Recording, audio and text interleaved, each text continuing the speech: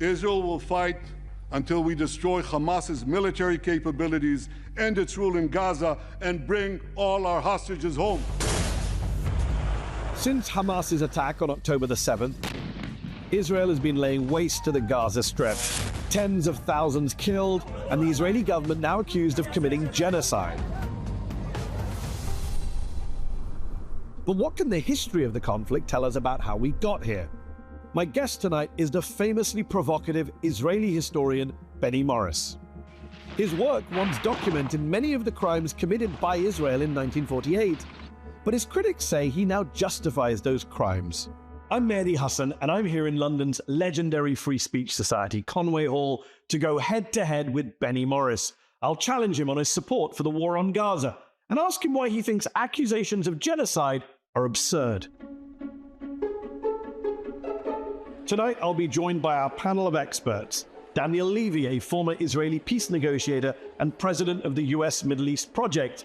Diana Buttu, the Palestinian lawyer and former advisor to the PLO. And Emmanuel Navon, an Israeli lecturer of diplomatic studies at Tel Aviv University.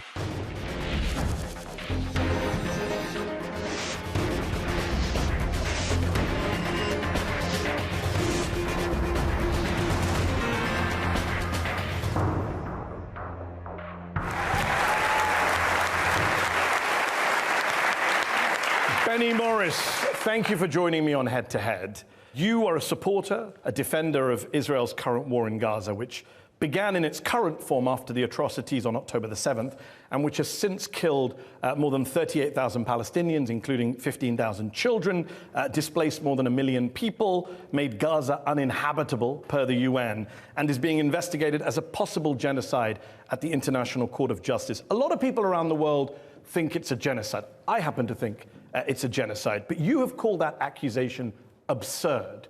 Why? Well, I once investigated a real genocide by Muslim Turks against the Christian communities of Turkey around the year 1900. Some 2 million Christians were killed at the time by Muslim Turks. And that's what a genocide actually looks like.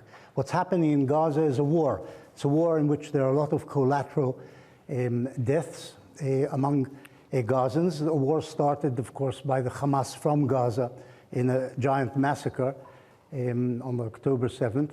And the only way to respond to that, and any country would have responded to that, more or less in the same fashion, I think, was to try and go after the Hamas. But the Hamas was embedded in the population, as you know, used the schools, the UNRWA schools, the hospitals, as bases, as places where they stocked their ammunition, their guns themselves, hid in tunnels underneath these schools, in apartment buildings, and this all involved collateral damage, which of course the Hamas knew it was going to ignite by killing 1,200 Israelis on the 7th of October. I myself have problems with the war as it's being waged, but genocide it definitely isn't. The aim here is not to kill as many Palestinians. That's not the definition of genocide. It's one of the you wrote a book on genocide. That's not the definition of genocide. It's one of the definitions. It's not. Try and kill. It's not based on numbers, the definition It's also based on intent and on numbers. Yes, it's based on the intent. Yes. There's no destroy, to kill in whole or in part. There's no intent here. That's as far as I know, look, I'm not. I just want to I'm not a government spokesman. You seem to be presenting me as a government spokesman. How did I present you in a government spokesman? I asked you for your view on the war. I didn't say anything. We'll come to the government. I'm just asking about your view right now. The definition of genocide, you wrote a book on it, is nothing to do with how many people you kill. So it's not a numbers game. It's also a numbers game. The ICC chief prosecutor has asked for arrest warrants, not just for Hamas leaders, but for the Israeli prime minister and the defense minister for war crimes and crimes against humanity. And he says he has mountains of evidence. We've all seen with our own eyes the Israelis in Gaza commit war crimes on camera, kill unarmed people who are carrying white flags, blow up apartment buildings, drop 2,000-pound bombs on crowded refugee camps. Can we at least agree, Benny, even if we're going to disagree on genocide, that Israel has committed numerous war crimes since the Hamas war crimes on October the 7th? I'm fairly sure there have been war crimes, but the war itself is not a war crime, as the Hamas attack on Israel on the 7th of October was. It was a war crime from beginning to end. The aim was to kill as many civilians as possible, which they did, in accordance with the Hamas charter, which is to kill basically every Jew you can get hold of in Palestine. But I didn't ask about the aim. I asked about the acts that are being committed. As I said, probably there have been, as in all wars, war crimes. You accept there have been war crimes? Yes. So you would support an arrest warrant for Benjamin Netanyahu? I didn't say that. Why? Firstly, there hasn't been an arrest warrant. I know, there's been a request from the ICC chief prosecutor. So far, they haven't issued it. I don't know if you can hold a prime minister responsible if a sergeant kills several unarmed people intentionally. You don't think the Israeli Air Force bombing apartment buildings, refugee camps, mosques, cemeteries, hospitals, schools, universities, libraries? Firstly, it hasn't bombed, as far as I know, hospitals. They have attacked...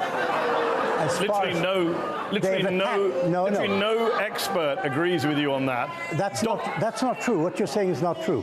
The only hospital which I remember being bombed was by a rocket fired by the Islamic Jihad by mistake. That's as far as I remember. Israel has raided hospitals. Let me talk.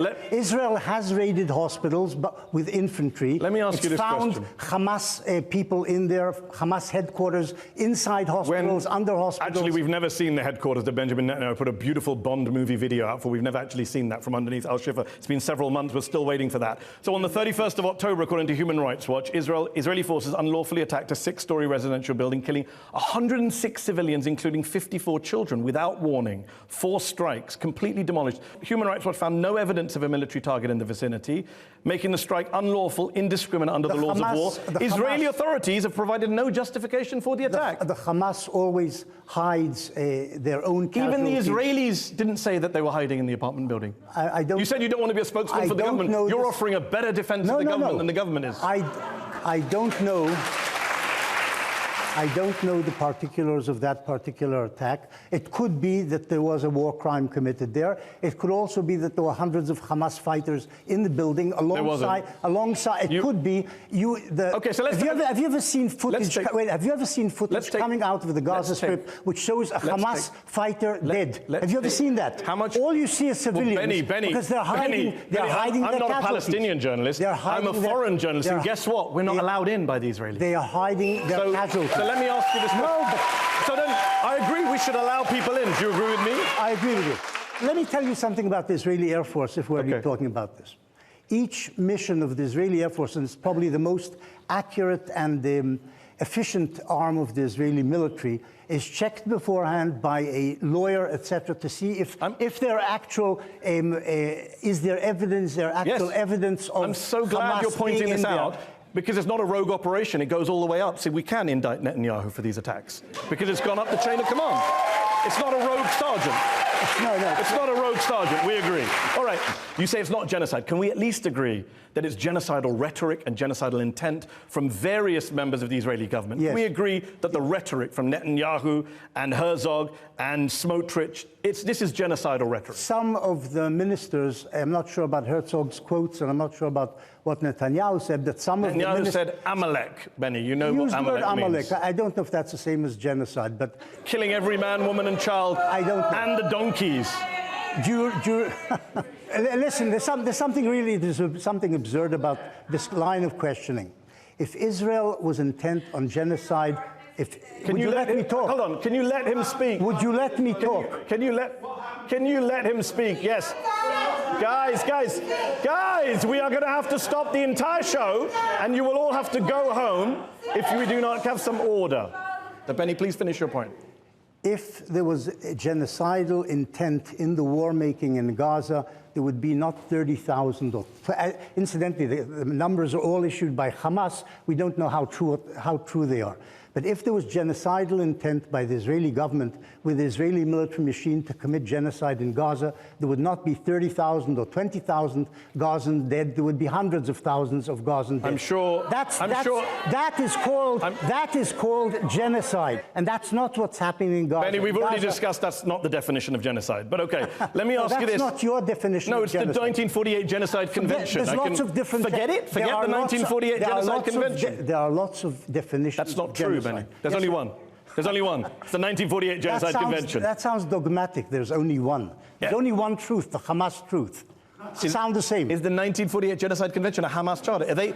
Is everything Hamas, Benny? If there's a genocidal side in this battle, it is the Hamas. Okay, let me ask you this. Just look at its charter, read the words there, read what it says about by the way, Benny, what they intend to do to the Jews. Benny, that's what is Benny, important. I've interviewed people from Hamas and I've asked them about the charter. I'm interviewing you right now, and I want to tell you it's a nice document. I'm sure they do. Israeli minister called Aviv, member of the Security Cabinet, he said, we're now rolling out the Gaza Nakba. He was referring to the Nakba, the catastrophe of 1948, when an estimated 700,000 Palestinians were driven from their homes. You famously documented a lot of that back in the 80s. You undermined a lot of Israeli propaganda that said they just fled on their own. So whether it's the 1948 Nakba or the 2024 Gaza Nakba, to quote Avi Dictor, for Palestinians, Zionism is Nakba. It is ethnic cleansing. Surely you, of all people, can recognize that. I'm not sure I can recognize that, no. Yeah, you keep putting words in my mouth. Zionism's intent was to establish a Jewish state in the area called Palestine, or the land of Israel. Initially, the Zionists wanted to establish a Jewish state on the whole land of Israel, or all of Palestine. 1937, 1938, Zionism changed and said, we can't have all of the land. There are lots of Palestinians here. Let's share it with the Palestinians. In 1937, the British Peel Commission proposed the partition of Palestine between the two peoples living in it. The Palestinians said no and continued their war against Britain and the Zionists. The Zionists said yes to the partition proposal by Peel. The international community repeated the idea of the partition of Palestine between the Jews and the Arabs in 1947, November, the famous Resolution 181. The Jews said yes to the UN partition resolution of 1947, accepting it. They would get some of Palestine, the Palestinian Arabs would get the other part, and the Palestinians said no and started shooting the next day, killing Jews. So this is one of the reasons I wanted to interview you, because... Yes. Because I know some of the history. You do know some of the history, and you said they all share. But the problem is, I don't know which Benny Morris I'm speaking to, because you're saying they all wanted to share the land. And yet, I have a book here that says, on the most basic level, Jewish colonization meant expropriation and displacement. Zionist ideology and practice were necessarily and elementally expansionist. Zionism was a colonizing and expansionist ideology. That's Righteous Victims by Benny Morris. I know. And you can respond. I'm glad that the audience is cheering things I've written.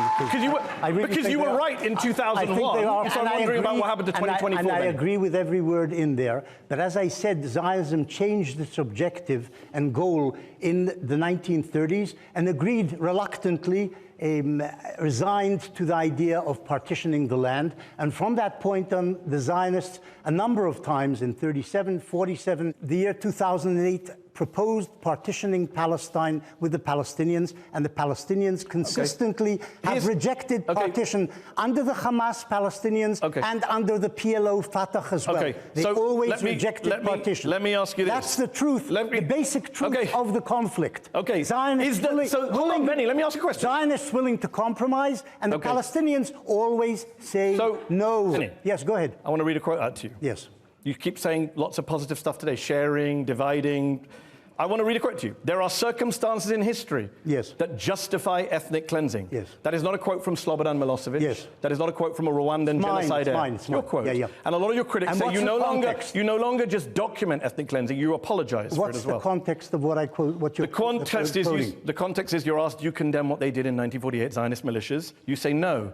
You're asked, they perpetrated ethnic cleansing. You say there are circumstances in history that justify ethnic cleansing. What was the circumstance I'm talking about? You say, I know that this term What's the circumstance? I'm reading your quote. I know that this term is completely negative, but when the choice is between ethnic cleansing and genocide, the annihilation of your people, I prefer ethnic cleansing. So the Jews understood in 48. The Jews were under threat of annihilation by the Arabs, and that, in my view, legitimized, justified cleansing Arabs from Palestine.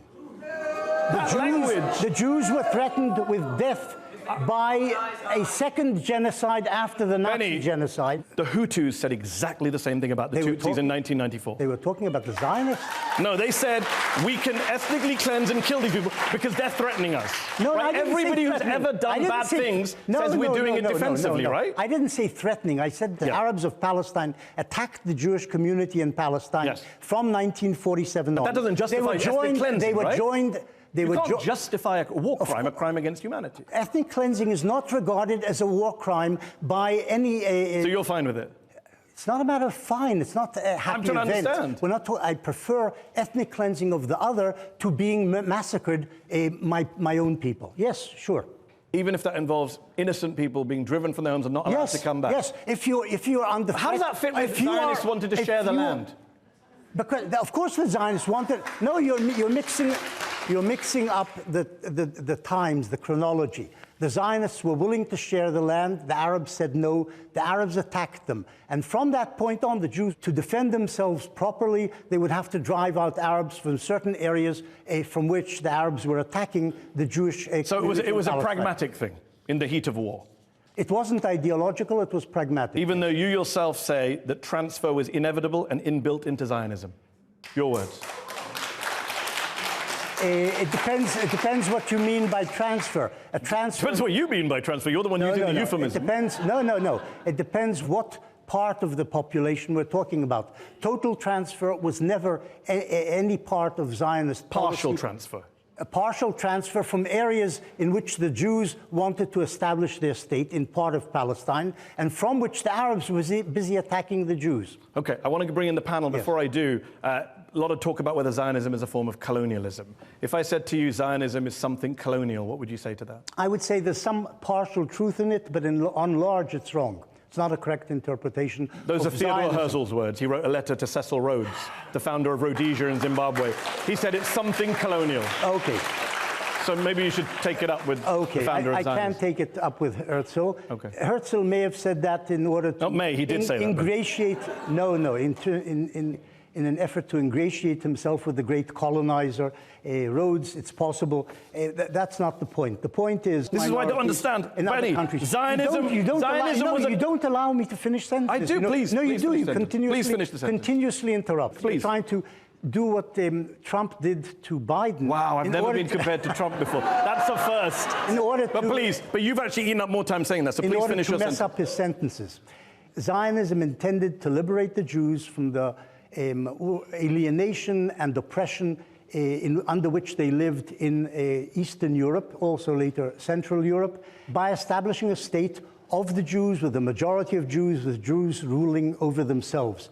They ended up in part realizing that dream at the expense of Palestinians. This is correct. Okay. This is what happened, as it turned out. We'll end on a point of agreement and bring in our panel. We have Diana Buttu, who's a Palestinian lawyer in Israel, former advisor to the PLO. Emmanuel Navon is an international relations lecturer at Tel Aviv University. Daniel Levy is a former Israeli peace negotiator, president of the US Middle East Peace Project. Diana, I'm interested in hearing what you have to say about genocide, because we started the show talking about genocide. Benny very adamantly says it's absurd. There's many definitions. You're a lawyer. What do you make of that? Look, Benny is exactly what I expect him to be, which is a genocide denier and a genocide apologist. Every human rights organization has been defining this as a genocide. We have the ICJ that has come out and said that there's plausible case for genocide, and yet we're to believe the Israelis, the only people who say that it isn't a genocide. Israel's allowed to be a colonizer. Israel's allowed to do what it pleases, and that Palestinians just have to sit by idly and take it. And this is the fundamental problem with Zionism. But we, Palestinians, are the ones who feel Zionism on our bodies. We've paid for it with our lives. We've paid for it with our land. This attempt to redefine Zionism will go nowhere, because you know, and the world knows, it's a colonial... Hold on, I'm going to bring in all the panel, then I'll let you... It's a colonial... Hold on. All right. Emmanuel, you teach international relations in Israel. Is there a recognition there that a lot of the world governments, allies of Israel, as well as the usual human rights groups, are very critical, at a minimum, of the way that Israel has prosecuted what's going on in Gaza? Well, first of all, Diana said we're feeling Zionism. You're right, you're feeling it, because the only place in the Middle East where Arabs are free is Israel. And so the freedom that you have, Diana, is because the only country in the Middle East where there is freedom is the state of Israel, from which you benefit, and you should be thankful for it. I'm not grateful at all. Because the only country in the Middle East where Arabs can elect their officials, be elected, be judges at the Supreme Court, be president of a university. The only free country in the Middle East is Israel. Daniel, do you want to respond to that? I find it staggering that the gentleman to my right is telling the Palestinian citizen of Israel how she is experiencing the reality under which she lives. It's a staggering moment for me. Now, there were different strands to Zionism, okay? There was a cultural Zionism, there was a binational Zionism. This could have gone in different directions.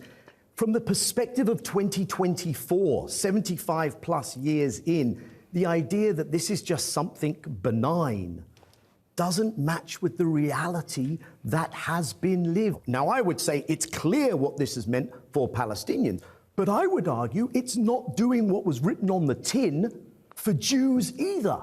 I don't think either Israeli Jewish or global Jewish safety is best served by the actions we see day in, day out in Gaza. Would you like to respond to what you've heard from the panel? Please. I think there's a misunderstanding here. There is a separation between Israel and the West Bank, Israel and the occupied territory, largely populated by the Palestinians and the State of Israel. In Israel itself, there is a rule of law. There is generally equality between the Jews and the Arabs, and you're misrepresenting it when you say that they are persecuted, and he's damn right in what he says. All the Arab states are dictatorships which do not allow their citizens any freedom, and Israeli Arabs enjoy most of the rights. They may be discriminated against in certain things, but they may enjoy certain rights which Jews do not have. For instance, not serving 3 years, wasting 3 years in the army, for example. Israeli Arabs don't do that. We don't want to do No, it's fine. Yes, I'm pretty sure most Palestinians are Yeah. desperate to serve in the Israeli military right now. I'm sure you're right. Thank you for leaving us from One should be in pre-1967 Zionism in Israel, it was not a colonial enterprise. In the West Bank, there is a colonizing and colonial framework, which is even apartheid-like in its actual workings. But in pre-1967 Israel, that was not the case. And for the first 100 years or so of Zionism, it wasn't a colonial venture. It wasn't a venture of an extension of an imperial. Let me just define colonialism, since you're so busy defining genocide. Imperialism and colonialism were matched together, in which an empire sent its children to dominate and take over a third world country and exploit its riches and its people. This is not what Israel did until 1967. Emmanuel, do you agree with Benny that there is a colonial aspect, an apartheid-like aspect to the occupied West Bank? No. Zionism is a national liberation movement that freed its land from Arab Muslim colonialism. How do you think Islam expanded itself from the Arab Peninsula to Indonesia, from Indonesia to Morocco? Not from the Holy Spirit. This was conquest and colonialism. Okay, we are out of time, and I'm going to give Diana the last word before we take a break. Okay, so now we have a Nakba denier and a Nakba apologist, as well as a genocide denier, genocide apologist. The point of the matter is that Palestinians have always paid the price for Israel's colonial adventures. My family hails for hundreds of years from Palestine. And what happened in 1948 was my family was ethnically cleansed from Palestine. Where? From Al-Mjadal.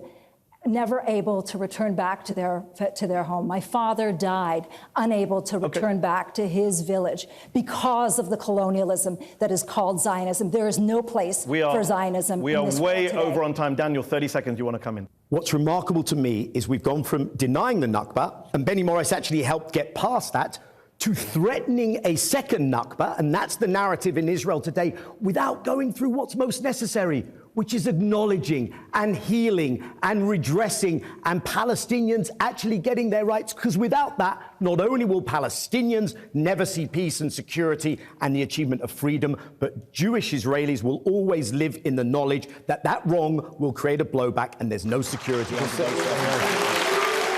That is it for part one of Head to Head with our special guest, Benny Morris. In part two, we'll be talking about what is happening inside of Israeli society. We'll be talking a bit more about Benny Morris's views. And we'll hear from our, I was going to say patient audience at Conway Hall, but they're not so patient tonight. That's in part two of Head to Head.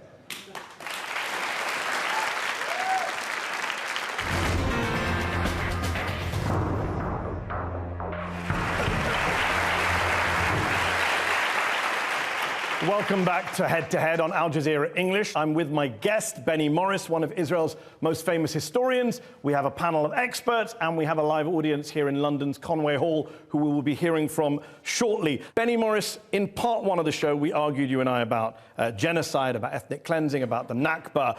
Can we start part two, Benny, by agreeing, both of us, on something, that Israel has seen in recent years a pretty serious, severe, brazen shift to the right, some would say far right, with the likes of Bezalel Smotrich and Itamar Ben-Gvir in the cabinet, a lot of fanatical settlers inciting violence in the occupied West Bank. According to some polls, 60% of Israeli Jews say it's better for there to be segregation between the two societies. 48%, according to one poll a few years ago, supported the expulsion of Palestinian citizens of Israel. What is going on in Israel? Israel has turned definitely to the right. It's partly to do with demography. More religious people are born, more than secular people. I would say also, unfortunately, more Sephardi people are born than Ashkenazi secular people. I would say that in addition to the demographic shift, which has taken place in the last 20, 30, 40 years, continuous Arab terrorism and Arab reluctance to reach a compromise has also driven Israelis to the right. You've also been critical of the far right in Israel, as we just heard you say. I'm very critical. You've called Netanyahu cowardly and incompetent. But you yourself have been criticized by some on the left, both in Israel and abroad, for your own views. And I just want to get through some of them with you, because you've said what many would say are racist things about Palestinians, Arabs, Muslims. You've called them barbarians. You've said they have no moral inhibitions. You've said they ought to be caged. You've said Palestinian citizens of Israel are a time bomb, a fifth column, the emissary of the enemy. I got the gist. I know, but the audience need to hear it. Okay. You say you're a liberal and you believe in the peace process. A lot of Palestinians would say, how do we make peace with people who say they're liberal Zionists and they think of us in this way? It's quite a question of quoting out of context, which you are indulging in. Those who blew up buses and restaurants in Israel during the Second Intifada, I'm talking about both Hamas and Fatah terrorists, I called barbarians, and they behaved. Not just them. And I did no. I called them barbarians, and they behaved like barbarians. You didn't call all Arabs barbarians? No, I didn't. You did actually in 2004 in Haaretz. You said the Arab world, as it is today, is barbarian. That's true. The Arab world. I didn't say all Arabs are barbarians. I said the Arab world is barbarian in its behavior. What does that mean? The Arab world is barbarian. Have a look at Syria, where the regime killed about 500,000 people in its civil war, trying to suppress an uprising. Look at Sudan, where the Arabs are busy killing blacks in Darfur. Look at Libya, where they're killing each other. They throw bombs at funeral corteges. Look at Iraq. They behave like barbarians. If somebody said to you, and I would say this is anti-Semitic, if somebody said to you the Jews are barbarians, the Jewish world is barbarian, I think you would agree that's anti-Semitic. And if somebody said, well, I'm not being anti-Semitic because I'm just talking about the IDF.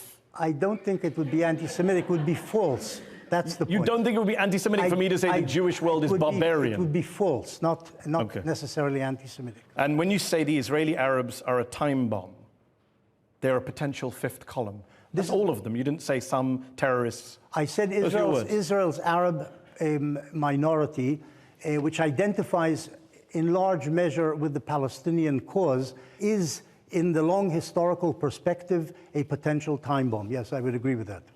You said they're a potential fifth column. Or a potential fifth column, yes. An emissary of the enemy that is among us. This is vicious stuff. No, I don't remember using the word enemy. Whether you remember it or not is irrelevant. You said it. Their slide into complete Palestinization has made them an emissary of the enemy that is among us. During the Second Intifada, when there were riots by Israeli Arabs, blocking of roads, etc., they behaved like an emissary of the enemy. This is correct. It depends on context. You keep quoting things without explaining the context. I'm not sure there is any context for dismissing an entire people as a fifth column. Nobody is. Okay, go ahead. All right, let's talk about some other views of yours, which are somewhat controversial, many would say. You're not just somebody who said some... You don't actually want any facts from me or any explanations of anything. You just explained yourself very well. You said the Iraqis who throw bombs. You just want to accuse. I'm not accusing, actually. It's not an accusation, it's a fact. This isn't really an interview. This is basically blame-throwing and an interrogation. You don't like defending your views? I don't like defending my views. I'm able to defend my views, but Okay, you then. come up with these quotations which are out of context. Oh, that's- You don't explain the historical context. everything- The audience doesn't understand what you're talking about. I just And then read the entire quote to and you. then they I read use- the entire and then quote they to use you, the Benny. word racist, which you Benny. used at the beginning when you introduced this You subject. said, yeah, you said when, okay, here's something else you said. You said, we're You're- talking you're- about murder in far larger numbers. It's not a matter of money, referring to Palestinians in Israel. It's the society's nature. Yes, I would say that's a racist comment to say an entire society has a murderous nature. During the Second Intifada... This was said in 2019, Benny, not in the Second Intifada. It's not my fault if you can't remember when you said things. In 2019, you said, we're talking about murder. It's the society's nature. The murder of who? The murder rates in Israel. You said Arabs have higher murder rates. Explain to the audience what we're talking about. I'm sorry to break it to you. That doesn't get you out of it. You said it's the society's nature. Let me explain what was going on. The murder rates by Israeli Arabs of their fellow people, basically, not of Jews, but of fellow Arabs, is much, much higher. It's about 100 or 200% higher than the murder rate among Jews. The same applies, incidentally, to the killing of women. The same applies to honor murders, which are called honor killings, when a woman shows too much leg or looks at a man the wrong way. This is unfortunately inherent in Arab societies in general in the Middle East and among Israeli Arabs as well. That's the context. My problem is there's no context for making sweeping statements. You know that's true. Let me ask you this. You're a racist. Let me ask you this. Is that true or not? You are a racist. We will Is bring it in. true? We will bring in Not Diana. racist. Is it we will true? bring in Diana in a moment. Is it true? I want to ask one You last are a question. racist. Forget the word racist. Benny. Is You it actually true? just made a racist We're comment talking about when you facts. said Benny, that I will let Diana unfortunately respond in a moment. there's higher birth rate among I will let Sephardim you can't tell me that you versus don't want heckling from the audience and then engage when we're talking. You can't have it both ways. So I'm talking to you. We'll come to the audience. Okay. I'm heckling the audience. One last question. You can do what you like. One last question. It's a free country, as they say. Let me ask you this. It's not just the racism that you've been accused of. You've also been accused of warmongering. You just recently wrote a Haaretz column in June where you said Israel should consider nuking Iran to prevent them from acquiring nuclear weapons. Not even Benjamin Netanyahu has said that. You've said it. Well, he's more responsible. He's a prime minister. So you're irresponsible. Yes. I mean, nuking an entire country. That is not what's written in the article. You misquote everything you say. I asked you a Almost question. everything you say. It was a question. Okay, I'll say what the context is. Please. Is destroying the Iranian nuclear facilities. That's the context. With nukes? Yes, with nukes, but not destroying Iran, as you just said I said. You think dropping a nuke on Iran would have limited... Not on Iran. On small nuclear bombs can destroy facilities like Natanz, and you know that. And you... It's not to do I mean, with- you've been advocating this for 15 years, right? No, I've been advocating an Israeli strike against the Iranian nuclear project because Iran says that its policy is to destroy Israel. If they ever, it doesn't have nukes. If they ever achieve nuclear weaponry, Israel will be in mortal... But you didn't say that. You said bomb them now. You said in 2008. No. Now in 2008, you're not telling the truth. You know that. You didn't call for the nuking. You didn't call for a nuclear strike in 2008 on Iran? No, I didn't. You in 2008, I said Israel should destroy the Iranian nuclear installation. With a nuclear strike? No, I didn't say that. This is my problem, Benny. You keep saying you don't remember. No, I do. The New York Times, July the 18th, 2008, an Israeli nuclear strike to prevent the Iranians from taking the final steps towards getting the bomb is probable. I didn't say I supported it. I said it's probable. You said the alternative is letting Tehran have its bomb. It's very clear what you were supporting. Come on, now who's playing word games? Israel does not have as part of its policy and doesn't announce as its policy the destruction of Iran. But Iran does say that its policy is to destroy Israel, and they are working diligently to get nuclear weapons. And if the Iranians do achieve nuclear weapons, Israel will be finished. That's what the Iranians are aiming at. And using tactical nuclear weapons to destroy the Iranian nuclear installations before they achieve nuclear weaponry, it makes sense to me. It may not make sense to you because you're not an Israeli, so you don't care. But I'm a human being, so I care about nuclear weapons. I don't know what you care about. I don't know what you care about. Well, you just assumed. Let me go to our panel here. We have Diana Buttu, Palestinian lawyer in Israel, former advisor to the PLO. We have Daniel Levy, former Israeli peace negotiator at the US Middle East Project. We have Emmanuel Navon, who is an international relations lecturer at Tel Aviv University. Diana, I've got to bring you in first since we got started earlier. Potential fifth column. This is exactly the problem, is that he's a racist. He espouses these racist views. That's the problem with Israel. Israel is a society, a country that is based on this idea of Jewish supremacy, and anything that they do or say goes, which means, therefore, that as a Palestinian who lives in that country, who is not enjoying any benefits of so-called democracy, that they get to espouse and tell me how I feel. They get to make statements like we are a fifth column, and they actually treat Palestinians as though they are a fifth column. It's very important, Mehdi, for people to understand that Israel came to us. We didn't immigrate to Israel. Israel's a colonial movement, and as a colonial movement, its aim is to not only get rid of Palestinians, but it's to transform the entire place, to erase and replace. Okay, Emmanuel, I want to ask you this. Do you recognize the shifts that Benny was agreeing on at the start of this segment about what's happening inside of Israeli society? Well, allow me to respond to what Diana just said. She's not telling the truth. What she's saying is not true. First of all, the Jewish country, I mean, there are over 190 states in the world. Most of them are nation states. It's not about supremacy. It is about national self-determination and freedom. Now, we didn't come to you. This is our land. No, it's not. This is a Jewish land. The way that the state was created was our through land. the And first of all, when you take we came to you, it's not. I did not interrupt you. Diana, let him finish his point, Diana. Okay. First of all, when you say we've been there for hundreds of years, the word Palestine, it's an invention of British colonialism. It was invented in 1920. It did not exist under the Ottoman Empire. Again, so when this story starts, it's a colonial invention. So when you say Palestine, and you can't even pronounce it in Arabic because there's no P in Arabic, that's why we say Philistine, right? There's no J in Hebrew. We did not conquer. All right, yes. Emmanuel, I'm going to bring you back to my question and then move on. What do you make of Bezalel Smotrich and Itamar Ben-Gvir referring to Arabs in the most dehumanizing race? Are you going to deny that as well? Like every society, we have our extremists. Okay. It's a democracy. I don't agree with them, but we have, like every society, we have our extremists. And yours are in government. Yes, well, I didn't vote for this government. I wish they were not in the government. Okay. Daniel hasn't spoken. Daniel Levy.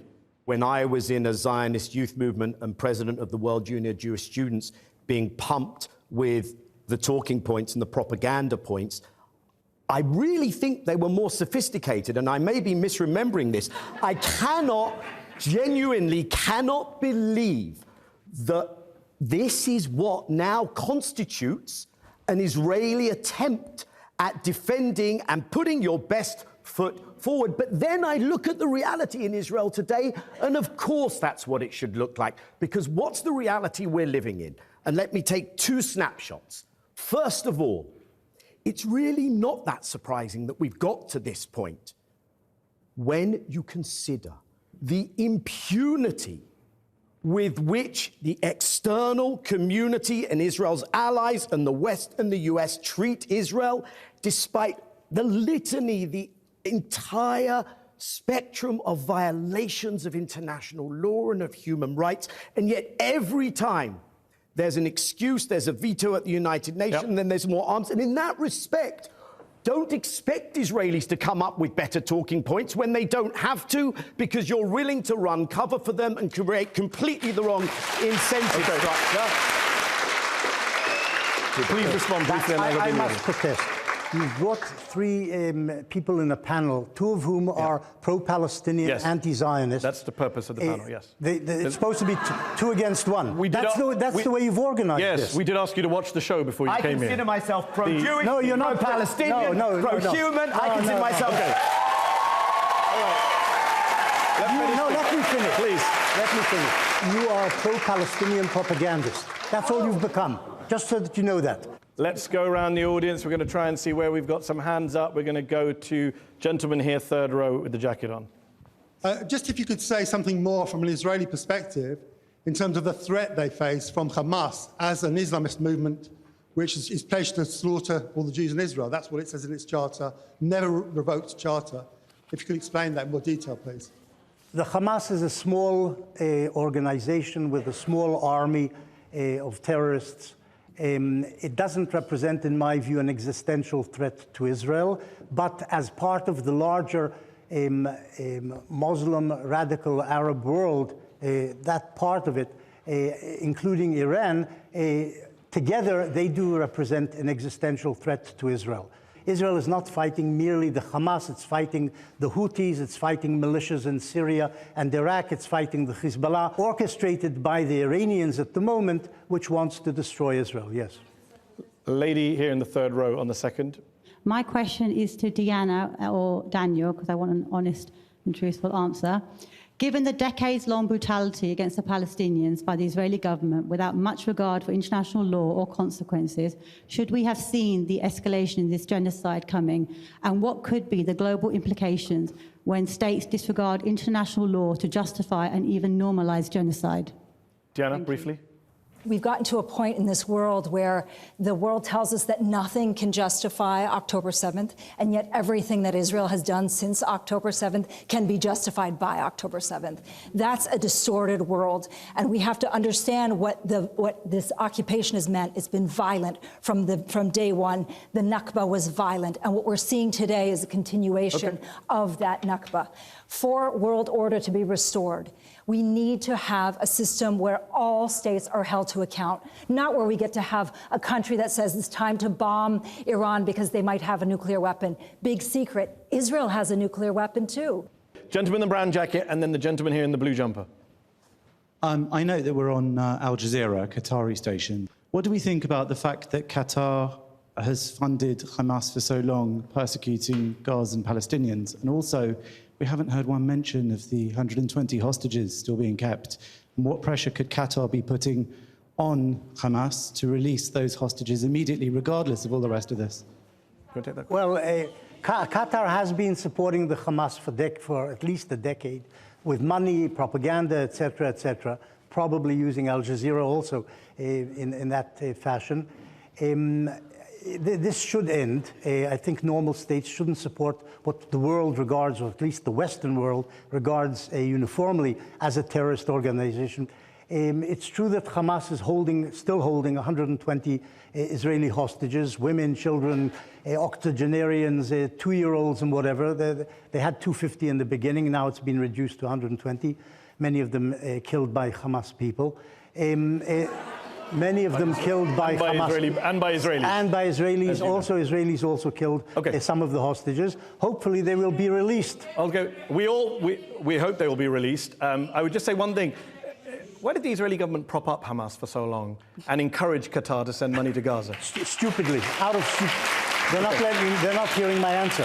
I'm just wondering. You asked the question, so let me answer you the question. You give a long answer to that. The answer is that the Israeli government under Netanyahu behaved stupidly, and this was part of the incompetence of Netanyahu. I don't think it was incompetence. Let's go to the gentleman here in the blue jumper. Let's take his microphone. I'm Martin Shaw, and I wrote a book called What is Genocide? Perfect person. What is genocide? I wanted to bring Benny back to Gaza, because he said it's a war, and there's collateral damage, and that Hamas knew.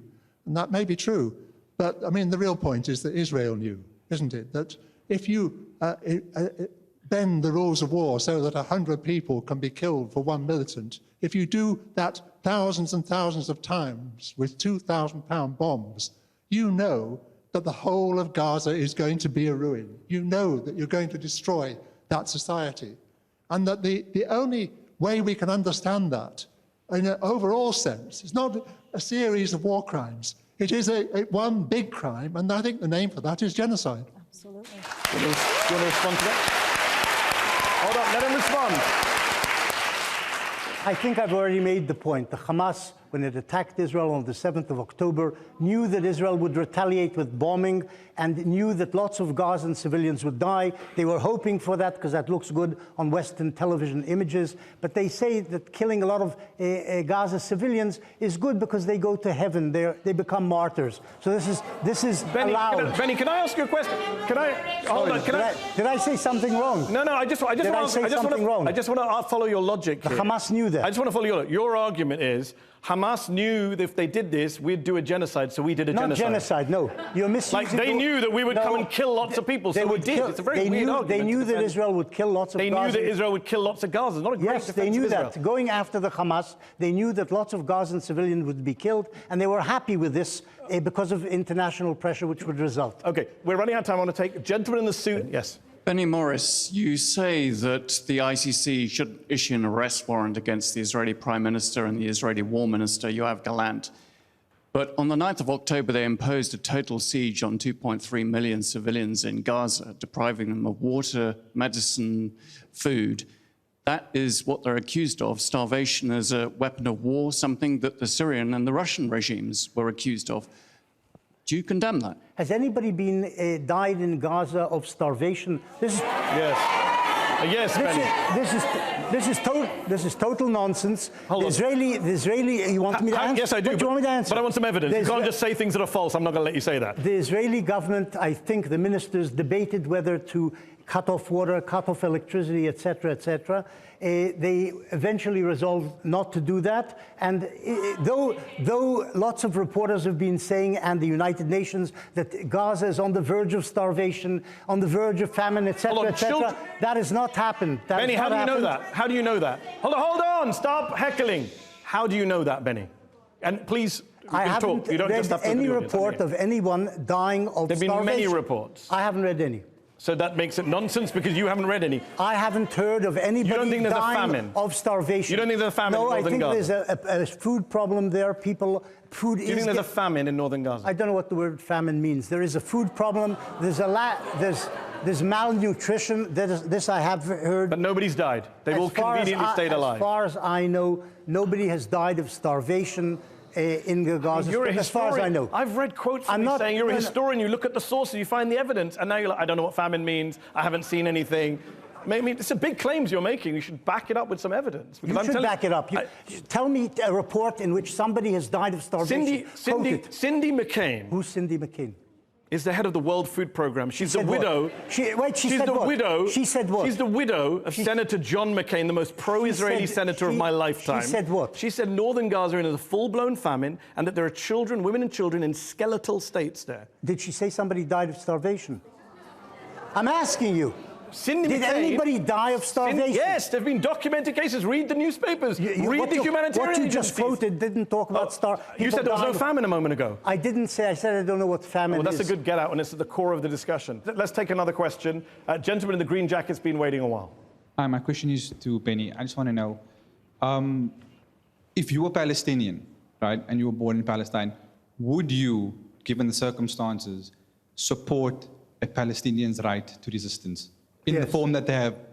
I don't know about the form. I would support Palestinian resistance if I was living under Israeli occupation, yes.